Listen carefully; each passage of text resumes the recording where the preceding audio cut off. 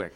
I just want to, this has been, to me, really fascinating, and I want to thank Representative Scott and everyone who came here tonight. This is raw stuff. I mean, no question about it. I'm not a family lawyer, and for good reason, because I think the folks who go into family law really have my respect, because they're seeing people at their rawest, at their most emotional, sometimes their most fragile.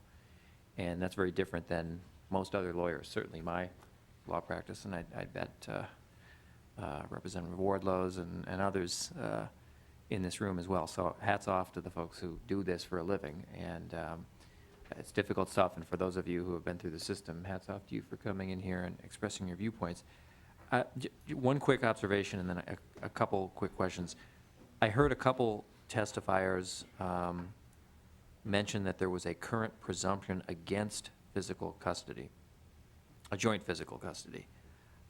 My reading is different. In the law that's being repealed, 518.17, I'm reading here that it says, the court shall use a rebuttable presumption that joint legal or physical custody is not in the best interests of the child if domestic abuse as defined in section 518B.01 has occurred.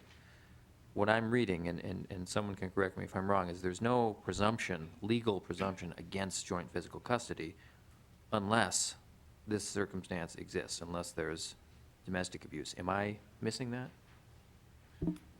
Representative Mahoney, you have some insight? Yes, I believe it was 2 years ago after the joint physical custody study that was changed. Now, I'd have to look in the statute book to see the year that it was changed, but it has been changed just recently Ms. Aves, do you have any to input on?